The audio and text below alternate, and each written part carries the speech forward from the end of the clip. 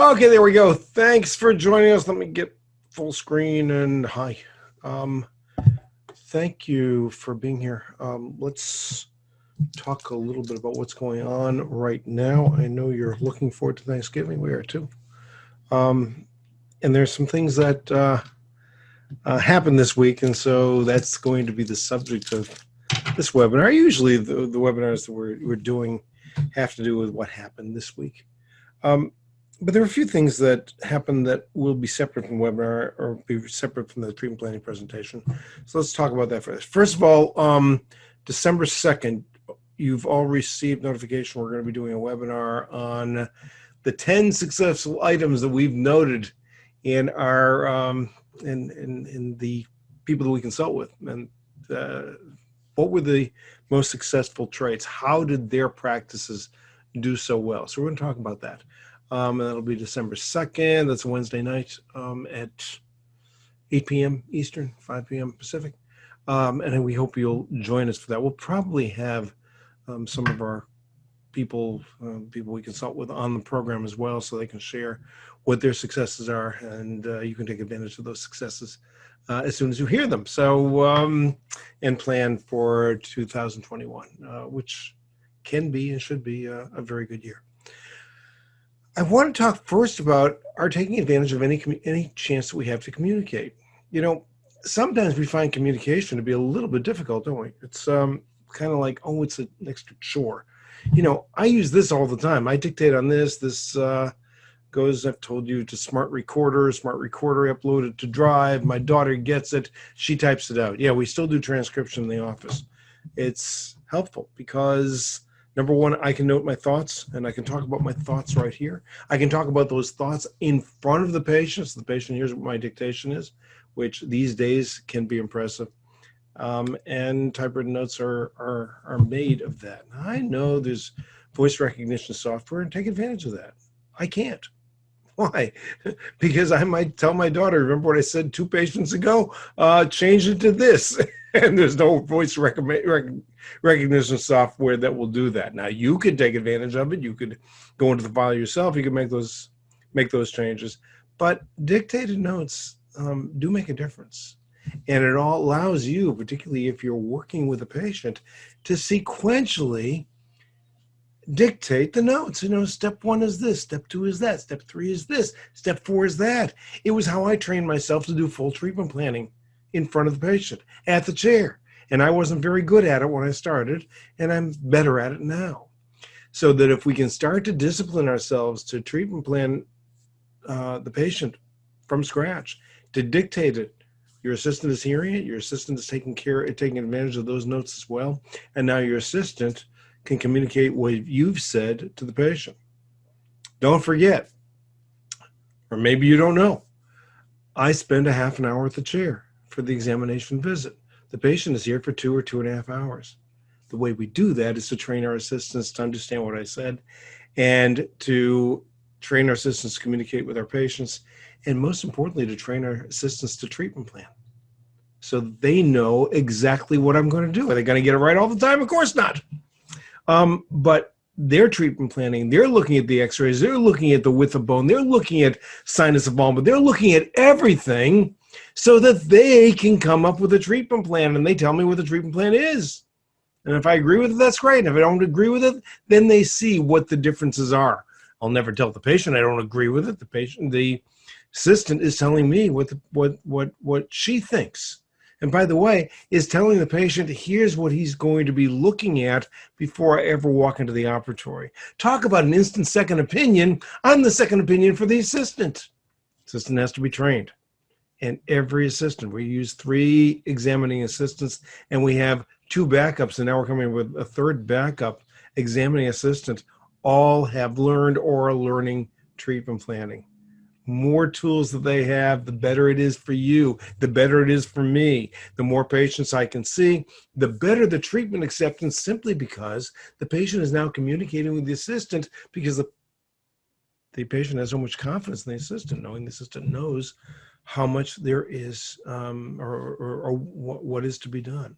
So in my opinion, very, very important. That's how I can see 19, 20 new patients a week. Of course, that's all I do. I mean, you all know that I dropped out of I dropped out of surgery. I stopped doing surgery about 5 years ago because I wanted to dedicate myself to this, and because I wanted younger guys to do the work, and because my back had had it after 40 years. So it's time to let the younger people take over.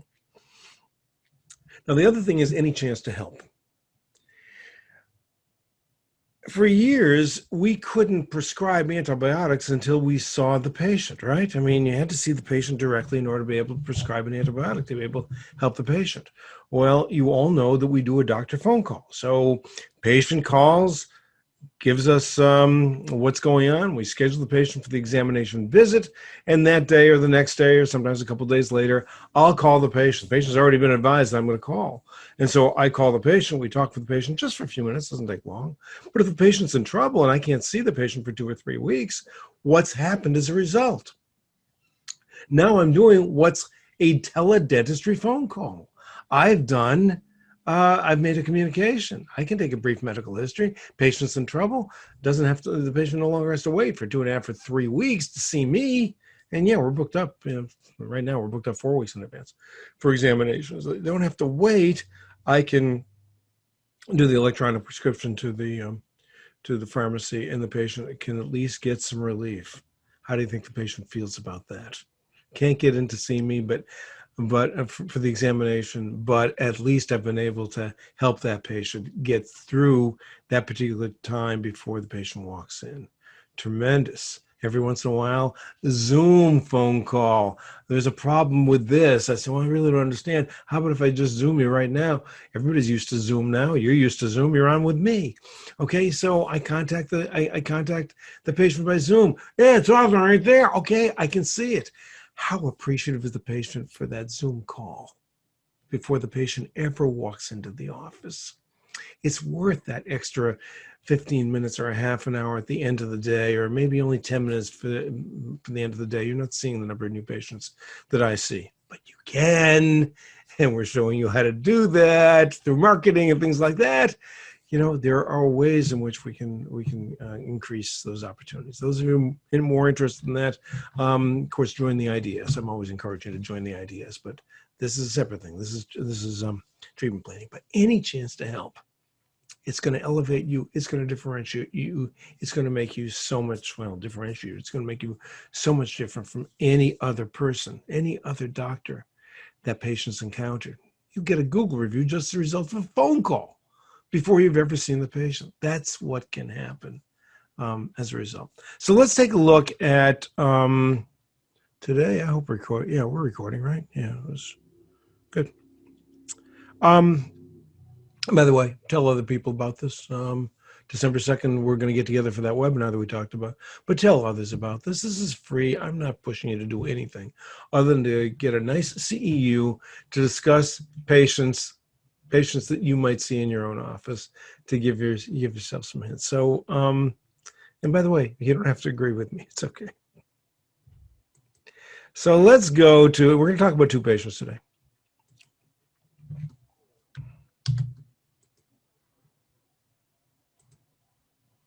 Okay, first patient, 57 years old. See, his teeth are worn out. So heavy bruxer. Problem, but that's not the reason he's coming in. By the way, that's his smile. That's the best smile he's got. All right, and that's important. And we should be evaluating smile because it's going to change what we do where. I mean, if we're looking at gingival correction, what are we going to do about him? Do we care where the gum tissues are? No, not unless he goes like this, and we'll tell him, yeah, we'll correct all your gingival imperfections if you go like this. But if you don't go like this, you don't have to correct your gingival imperfections or your gum tissue.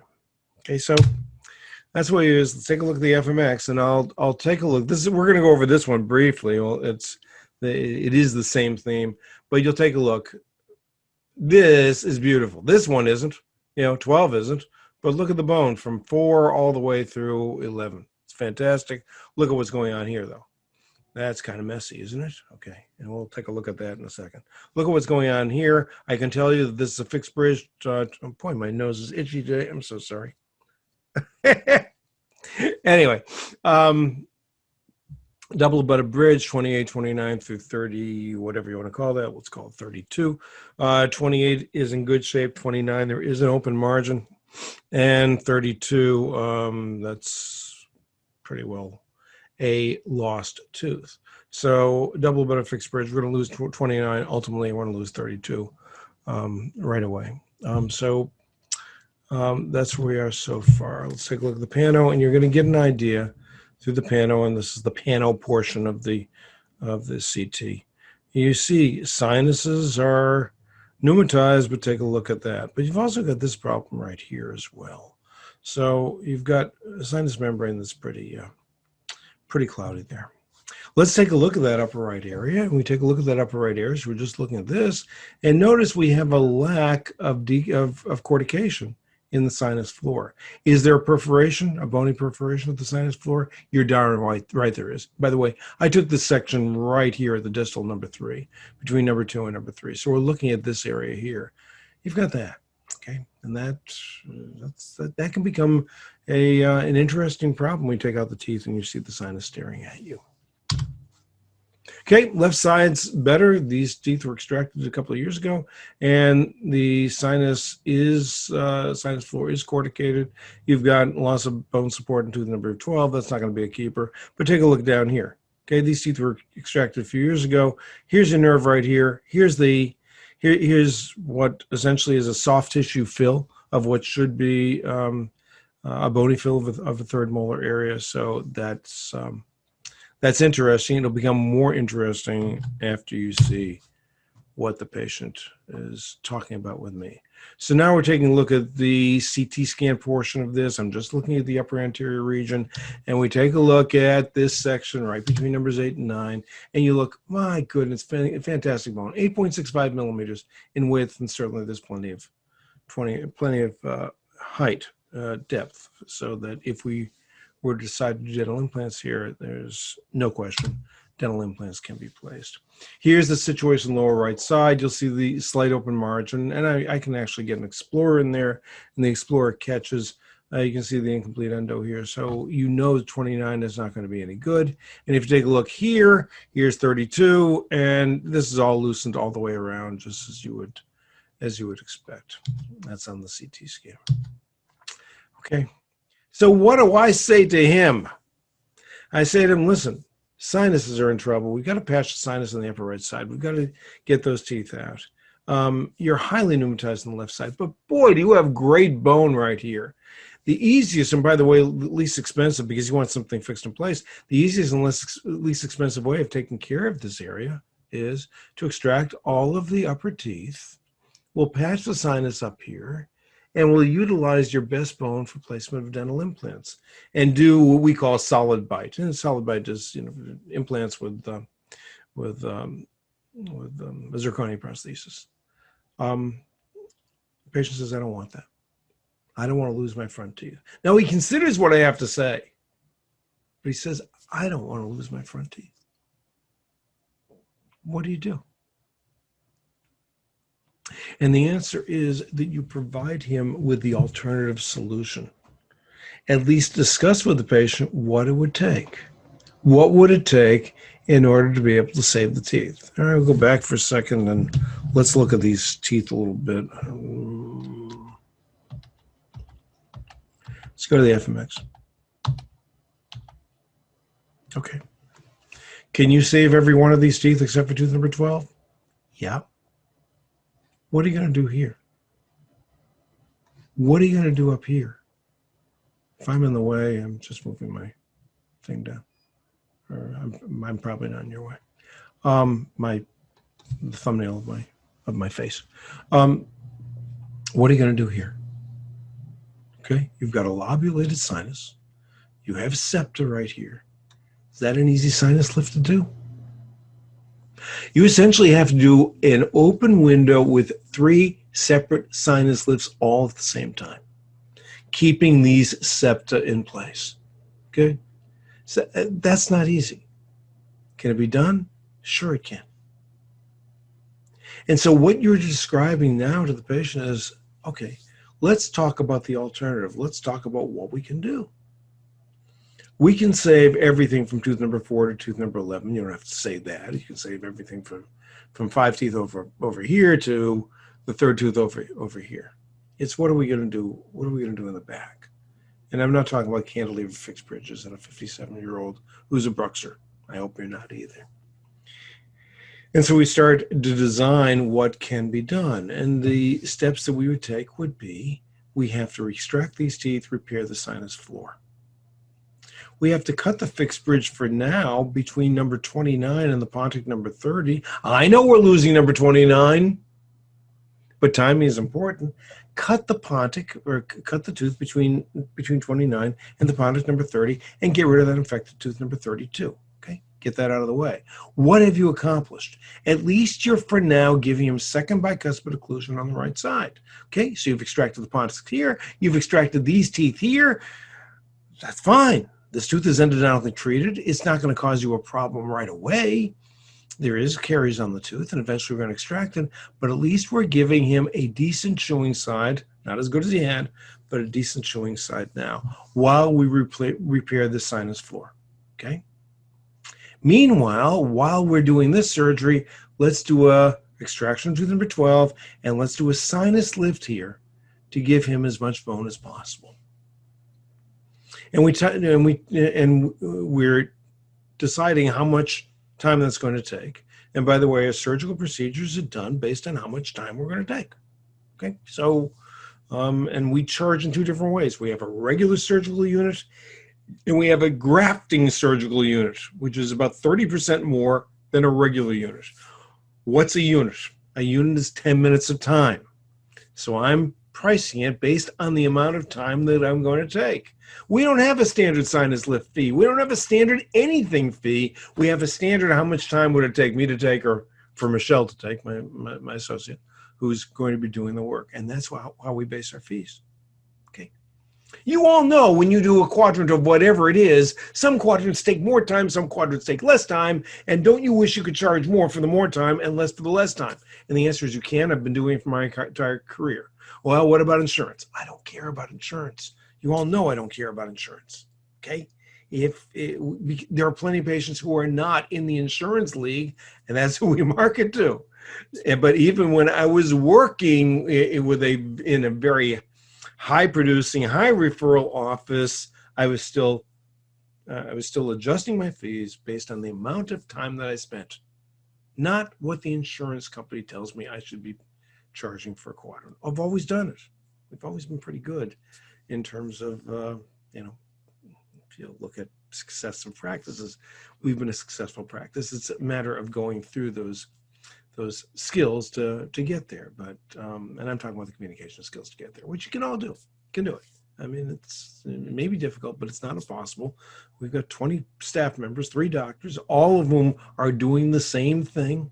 Those doctors, weren't comfortable before. They're comfortable now on these treatment plans. Staff members, were used to doing it one way in other offices. They worked in other offices before they came here. They're doing it this way now. And patients get through it, and practice is doing just fine. So while we're repairing this, we can do our sinus lift here, extract tooth number 12, and get this mature. And we tell the patient, I'm not sure how this is going to do. Our backup plan will still be extraction of the front teeth because we know you have good bone there. But there's so much bone lost here. I mean, take a look at the vertical bone loss there is. I want to prepare the patient that it's at least going to take more time and more money in order to be able to do this. And we're summarizing that right now. What about, let's go forward a little bit. What about this area right here? Okay, I'm going to put an implant in number 12, or Michelle is. I'm going to put an implant number 13. I will never put a single implant in a sinus. Never. Not a sinus like this. It's always going to be 2 implants. So we're putting implant, ordinarily I restore, by the way, to the first molar, not to the second molar. No need to restore to a second molar, but in this case I will. Okay, bone here. Bone number 13, by the way, wasn't that great. Tooth number 4, and you can see the vertical bone loss here. 14, 15. We're going to put an implant here, number 18. 19. So we've got 18 and 19 will be occluding with the 4 implants here. So you can restart. So while this is being done, you're allowing this bone graft to mature and this bone graft to mature, because you're going to put a bone graft in here to level this area off. You'll use a membrane that'll go over the crest of the ridge, along with whatever growth factors you use. We use PRF and Minoros. That's all we use. So protocol can't sell this bone with membranes, and we'll use tacks on the membranes and fill these areas here. So let these areas fill in. And then assuming we get bone here, then we can go to the next step, place the implants, and then we restore the implants while this heals up for a full year before we'll attempt a sinus lift on that side. So you're restoring the left side while you're waiting for the right side, sinus floor and sinus membrane, Schneiderian membrane to mature enough that we can do a sinus lift on that side. And of course, often the membrane won't be okay. You've been in sinuses like that before. And so we have to repair with some kind of a membrane. You want to know how to do that? Take a Mike Pico's course. He gives great courses on what to do in the sinus in order to be able to restore a sinus even in the absence of a Schneiderian membrane. Good course. He'll show you how to do it. And by the way, the more of these tools that we have in our back pocket, whether we're talking about solid bite or whether we're talking about sinus lifts, the more tools we have in our back pocket, the more of a resource we are to our patients. And so while I talk only about business skills, there are plenty of people who talk about surgical skills. You don't need me for that. You need me. We can talk about the treatment planning. Get the surgical skills up so when a patient comes into you, you could do solid bite. You could do a sinus lift. You can do all of these things in order to be able to help that patient. Excuse me. Because when we're marketing this way, remember, we're marketing to the 35 or 40% of people who don't have business, or who don't have business, who don't have dentists. They've been disillusioned by the dental profession. Those are the patients we get in. Those are the patients who need a lot of work. Those are the patients we can help. And so if Clear Choice is getting them from $40,000 to $60,000, we can get them too. It's a matter of marketing them, but we have to have the skills to be able to help them. You with me? Okay, so it's surgical skills up, business skills up, marketing skills up.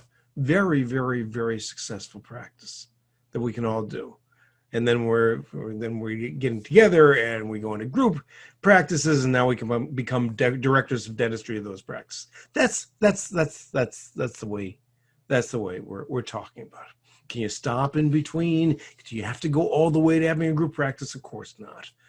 We talked about that in the AAP. Those of you who attended on the program on Saturday. Okay, so we can do that. Okay, but we just getting the skills up. It's not we're not where we were before. Can you practice another way? Can you just do soft tissue grafting? Yes. Can you just do periodontal treatment and let the oral surgeons do everything? Yes, you can do that.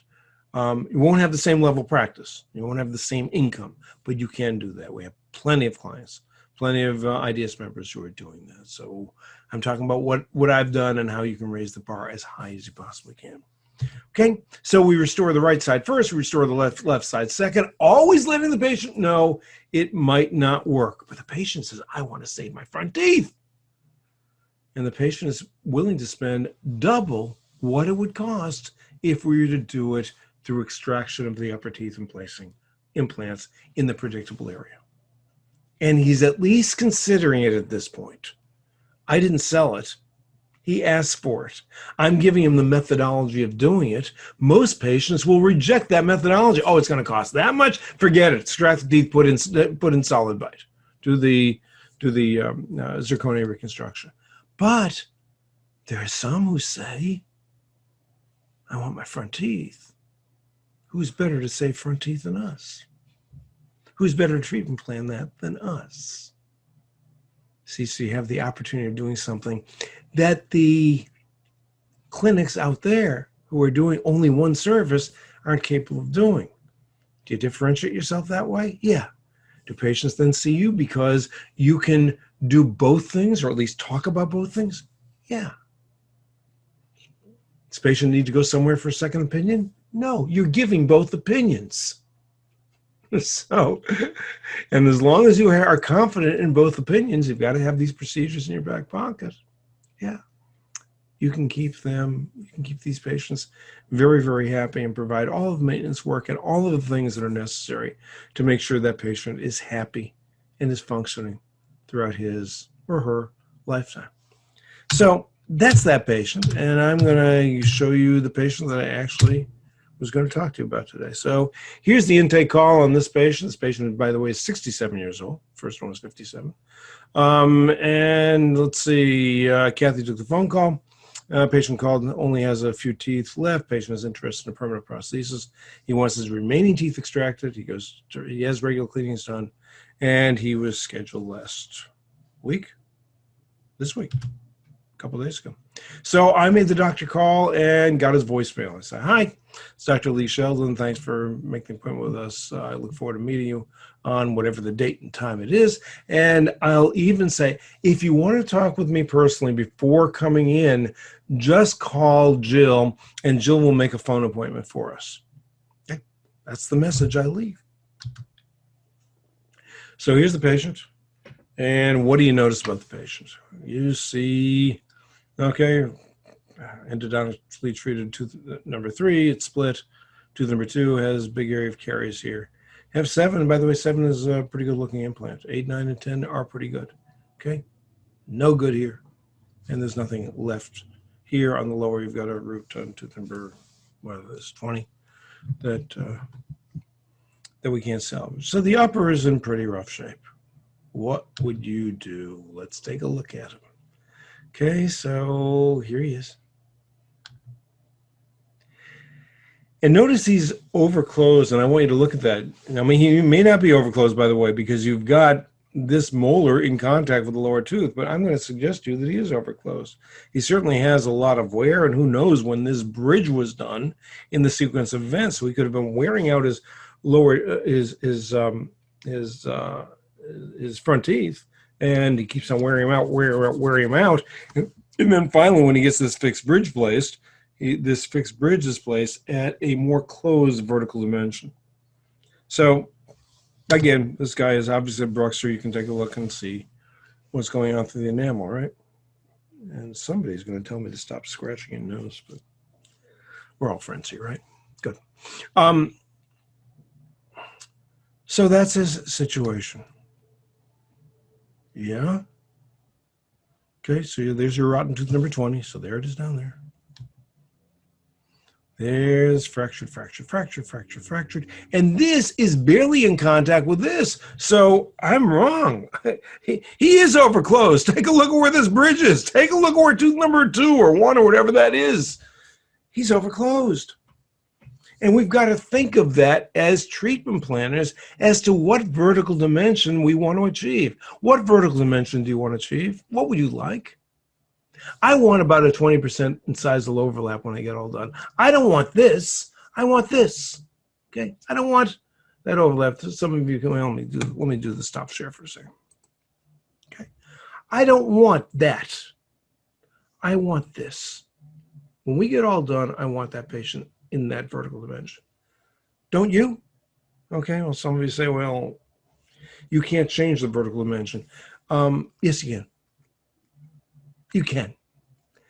Well, that's the patient's customary bite. That's his muscle length. That's all a bunch of baloney that you heard in dental school that isn't true. Orthodontists change vertical dimensions all the time. If you haven't taken a course with John Coyce, he'll talk to you about that in detail. And by the way, as periodontist, it's not so bad to take a pros course. Where do you think I learned some of this stuff from? So just let's not concentrate on perio. We're talking about being a full service to the patient. Not that we're doing it all. Don't look at me and say, well, you've got a general dentist in your office. I did this for years working with the best dentist in town.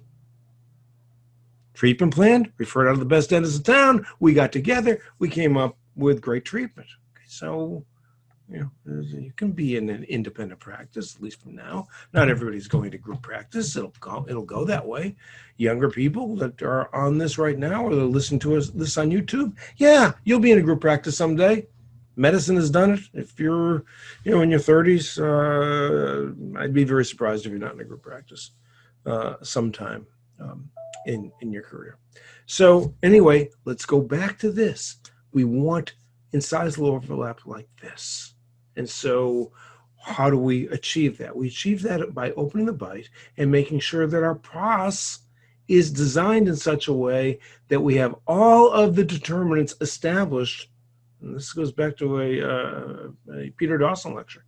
All of the determinants are determined this way. So we have our vertical stops perhaps on the lingual of the upper incisors and the upper canines. We have lingual platforms right here that the lower incisors are going to touch, and restore the upper and lower incisors at the same time at the new vertical dimension of occlusion. Okay, so you can do that. Let's go back to the the PowerPoint. Okay, so let's continue here.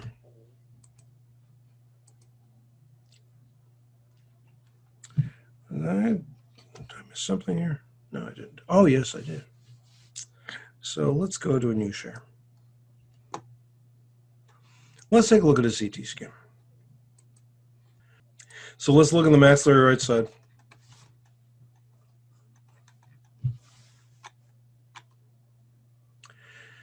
Okay, I would propose to you there's a radiolucency right there. I would propose to you that tooth is a useless tooth. Here are your roots. Number 3. Take a look at your bone right here. Bone is good. Okay, so let's take a look at our horizontal distance. Okay, 7.48, something like that. Okay, she's got plenty of bone right here. By the way, those of you who are in the all-in-4 mode or doing something, yes, we always place an angled implant around the sinus. Yes, we're going to do a solid bite case. We want the we want to go to even up to a 45-degree angle. We usually don't go that much, but at least a 35-degree angle, so that our platform is as distal as possible, and we want that platform to exit, if possible, in the number 3 slot, so it's occluding with number 30. And by the way, I always take my CT scans in occlusion. Always, always, always, always, always. Forget what they tell you, that the teeth need to be separated and all that business. That's a bunch of baloney. Take it in occlusion. How else can you study the case without taking your CT scan in occlusion? Silly things we hear from people who say, well, you've got to adapt yourself to the software. No, the software has to adapt itself to me. If I need to take another CT scan because somebody can't figure this out, how to work with it, fine, we'll take another CT scan. But if we're doing diagnosis, I want to see what that overlap is like. So do you. By the way, there's some implants done pretty well. It goes like this, restoration goes like that, right? And can you imagine?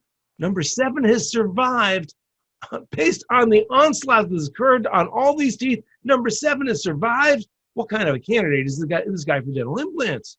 Huh, he's fantastic. But let's take a look at our incisal overlap right here. Wow. Okay. It's significant to some degree.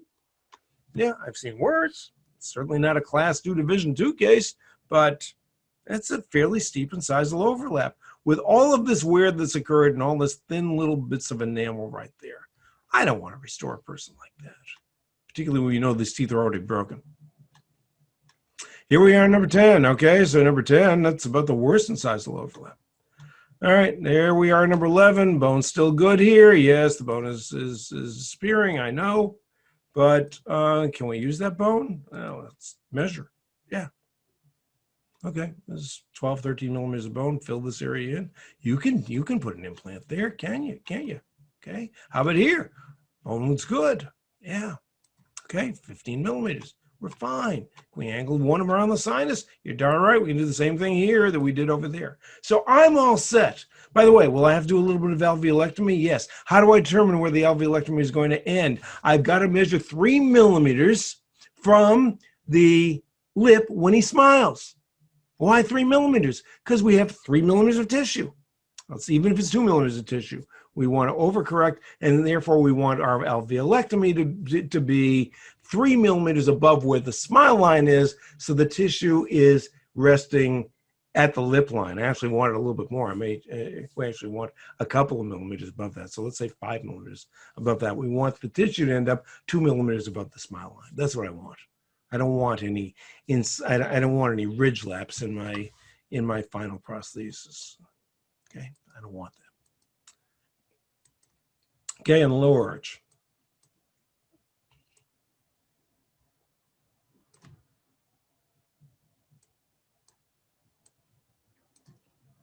Okay, so let's go across the lower. 17 is, or 18, whatever that is, isn't offering us anything. 20 we already know about. Let me move this up a little bit. By the way, you see why I'm recommending a CT scan for every case? Every single case. Now, you take a CT scan for this anyway. But what about a patient who needs soft tissue grafting and has generalized recession? Don't you want to know what the bony profile is? I do. Okay, we're asking the orthodontist to use 3-dimensional scans, just like we should be using 3-dimensional scans for, just like we are for implants. They're using it and starting to use it for orthodontic treatment as well. 3 dimensions is in. So there's no reason not to do a CT scan. You paid for the CT scanner. Get the information you can.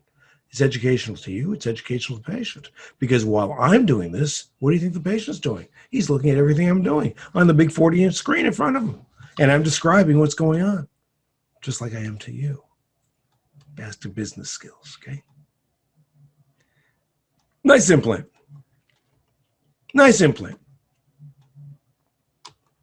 So what do you think? What would you do? I'd do solid bite, wouldn't you? Yeah. So let's talk about how we do solid bite.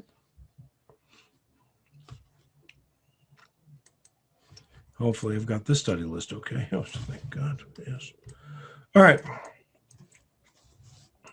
So let's go ahead and use the software in front of the patient and let's design solid bite, okay? 5 implants in the upper arch.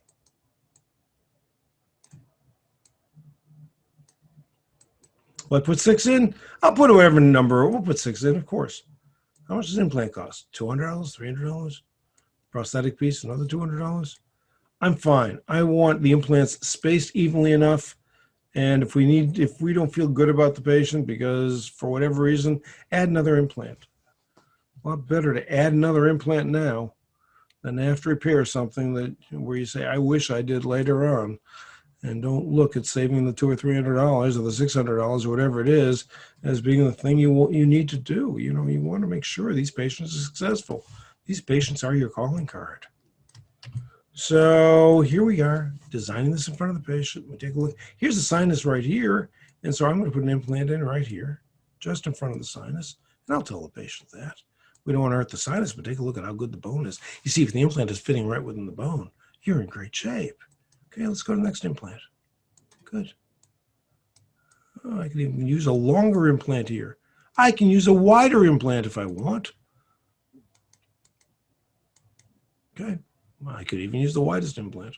But with the system we use, which is BioHorizons, the 3.5 and the 4.6 are the most versatile in terms of abutments that are available. Even the 3.4 or the 3.0 is versatile in terms of abutments. So I just start designing the case in front of the patient. Meanwhile, what's the assistant saying? See what he's doing? He's doing the surgery right now on the computer before he ever does it in your mouth.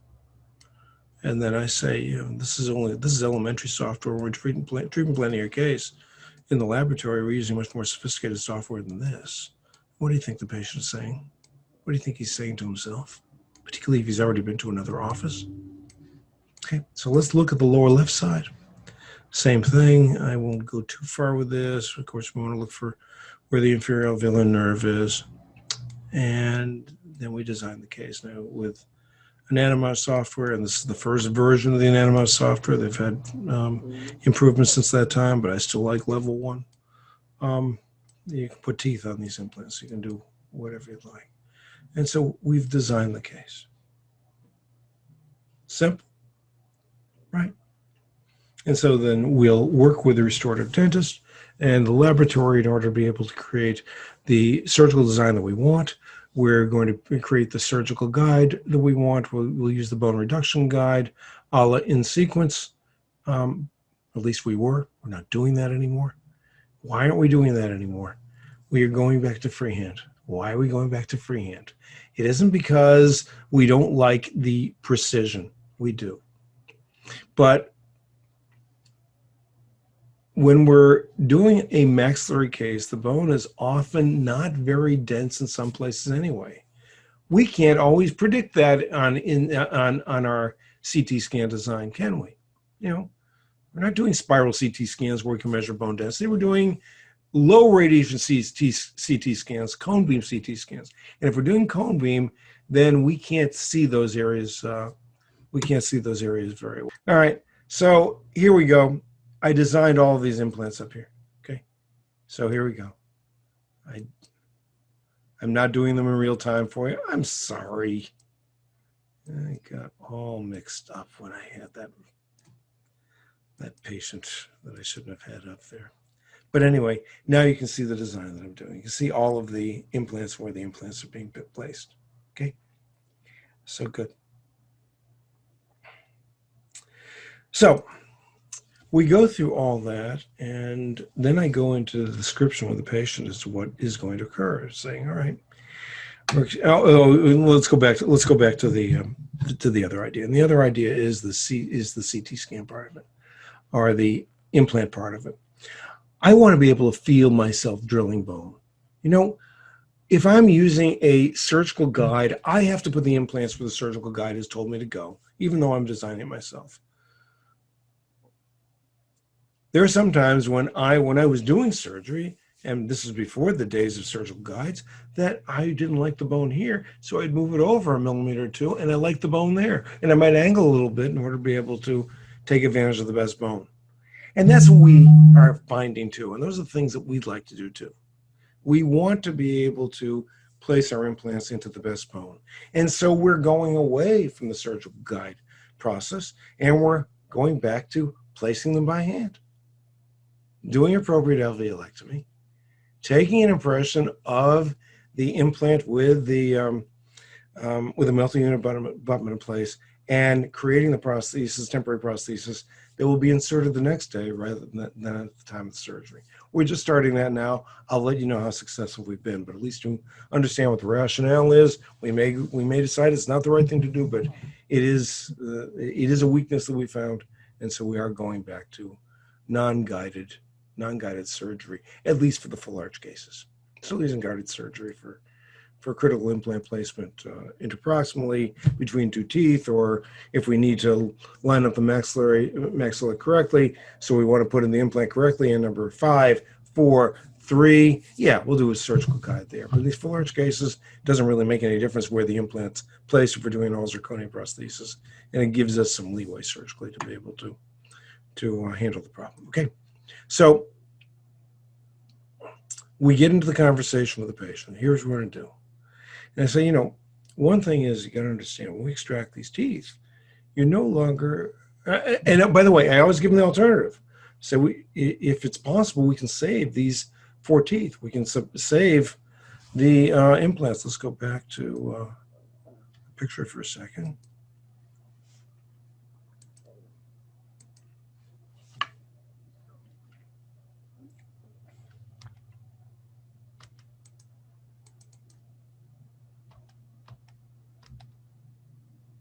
Okay, so we can save these 4 teeth.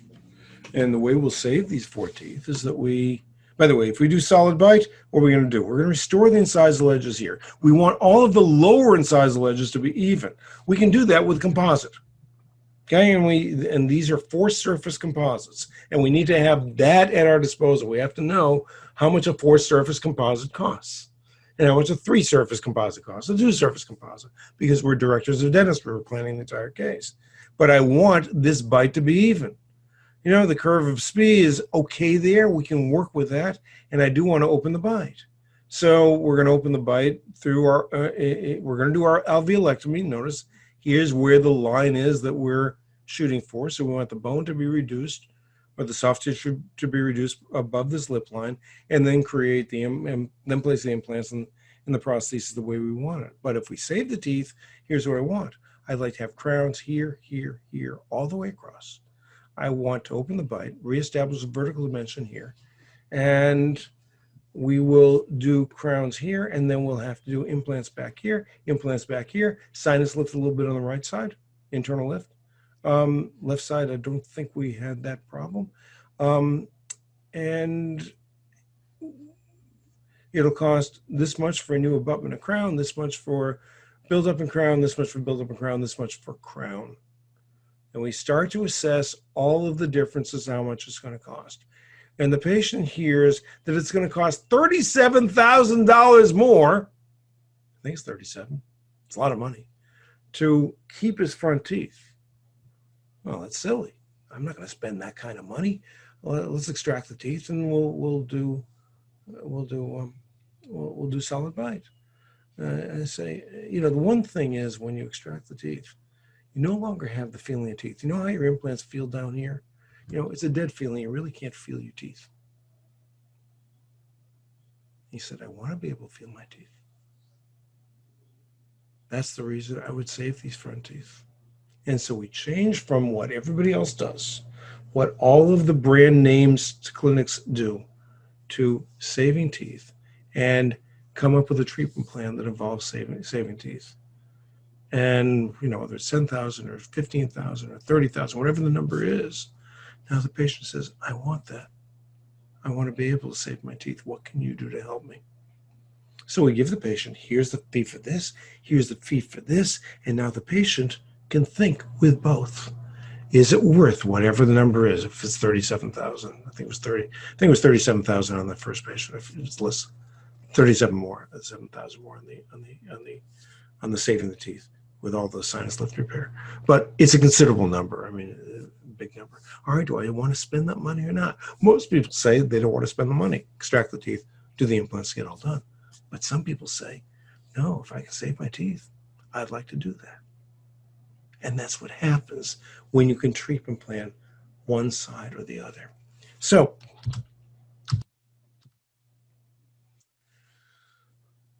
I said, all right, let's get together. I'm going to get together with the 3 doctors, and you can do this with your referral sources. And I'll say, let me map out both treatment plans, and then we'll get back with you. And so the 3 of us met. So it's Michelle and Matthew and me met yesterday. So we got treating surgeon, we got treating dentist, and we've got me. And we come up with the way we would do the treatment plan. So we do upper and lower impressions. We do wax rims created for the bite registration so that we're using wax rims in order to get the correct vertical dimension. We do a diagnostic wax up. We construct a surgical guide. Okay. Next step is based on the diagnostic wax up. We would then proceed with surgical treatment. In the upper and lower arches, the crown length number 7, 8, 9, done before temporization. Okay. Why we do the crown length number 7, 8, 9? Now let me go back to it for a second. Okay. See what the gingival contours are like here? You don't want the teeth to end up looking like that. So we want to do we have to do it? I suppose not. I mean, we're opening the bite. The patient doesn't show a lot of gingiva here, but it just shows some. We want this to look pretty. So let's get our gingival contours correct. Here and here. And this looks okay. So we'll do crown length as part of all of this, okay? Based on diagnostic wax up, then proceed with surgical treatment in the upper and lower arches with crown length number 7, 8, and 9 done before temporization. And extraction of the posterior teeth and placement of implants 4, 5, 6, 11, 13, and 20 using surgical guide with crown length numbers 8, 9, and 10. Okay. And then we do a duplicate diagnostic wax up for fabrication of temporaries. Okay, that means a new abutment and crown. We'll have to get the name of the implant so we know what abutment we're going to do on number 7. We do crowns numbers 8, 9, 10, 21, 22, 23, 24, 25, 26, 27, and possibly number 28 is we'll be opening the vertical dimension. Biotemps would be made in advance on the day of temporization. Biotemps would be placed and relined. So the diagnostic wax up becomes a biotemp. So when the general dentist or the restorative dentist preps, the biotemps are correct to the correct vertical dimension. They can be relined and can be replaced. Biotemps will be placed at least numbers 8, 9, 10, and number 21 through 28 in order to be able to get that vertical dimension correct. Then we do a final abutment number 7, final crowns numbers 8, 9, 10, 21 through 28, 21 through 28. Uncover the implants and then custom abutments, fixed bridge on the implants. And we're done. How long is it going to take? We estimate how long it's going to take. Probably take around 12 months. Okay. Does the patient want that? He may. Now the patient went home and said, well, I'm not sure what I want. It's Thanksgiving. But he's an engineer. He's very analytical. What am I going to do at this point? I'm going to write a letter. Dear Charles, thanks for coming in on Monday. All 3 doctors met to discuss your case on Thursday morning. For you to save the teeth, we worked out the following treatment plan sequence. I know that the terms may not be easily understood. Jennifer and I are happy to clarify the sequence. Jennifer will give you a call after Thanksgiving. I'm happy to meet with you again to clarify this, as well as the extraction option, either by phone, Zoom, or in person. Happy Thanksgiving. Okay? So now I have an excuse. The doctors have met. Now, here's what we came up with. Now, he doesn't understand 1 through 10. He'll understand some of it, but not all of it. Now I'm sending the letter out to the patient, and now this opens the opportunity up for Jennifer to call the patient and say, did you get Dr. Shelton's letter? Did it make sense to you? Okay, well, now I have some questions here. And then Jennifer and the patient get together, and this nurturing and communication continues until the patient comes with a resolution. What is he going to do? He's got to do something. So we keep up the communication in order to be able to create that environment. That's what my financial arrangement assistants do. Patients are not coming in for 10 minutes, it's $50,000 and we're done. I know that's what is done in other places. We're doing communication, nurturing the patient through maybe 5 or 7 hours on the assistant's part to get to the point where the patient has made a decision. And then it's using the communication tools that we have, whether it's in-person meetings or whether it's Zoom or whether it's phone call, whatever it is, to find out where the patient is in the thinking process. And our goal is not to go from disaster to fix. Our goal is to go and nurture the patient along. So we've gone to disaster. Well, have you decided whether you want to extract the teeth or save the teeth? Well, I'm not sure. Okay, well, what information do you need in order to be able to come up with that decision? I need this, and this.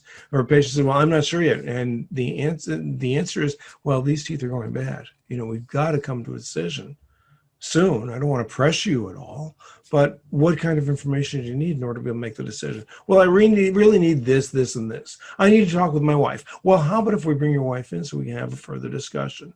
Okay, what's the barrier that we have to solve in order to move the patient from step 1 to step 2?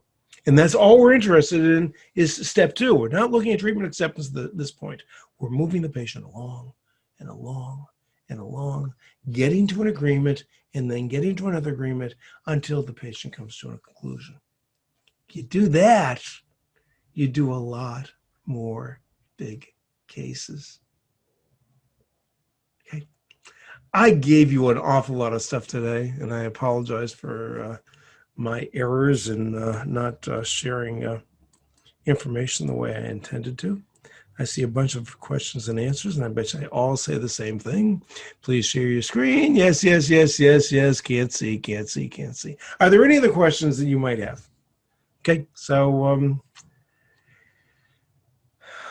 there being none, I don't see any. Wait a minute.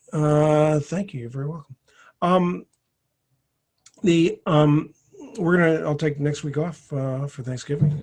We'll be back in 2 weeks. If you find these to be useful, then share it with your friends. The Oral Reconstruction Foundation will be sending you CE credits probably next week. I'll give them a break. Maybe not Thanksgiving week, but it'll be the week after. And as long as I have some attendees, we have more this week than we did last week, then we're going to continue these sessions. I have a good time doing it. I hope you do too. If you have some suggestions to me as to what I can do to make these sessions better for you, please write me, Lee at director of dentistry.com. I hope you have a happy Thanksgiving. Bye-bye.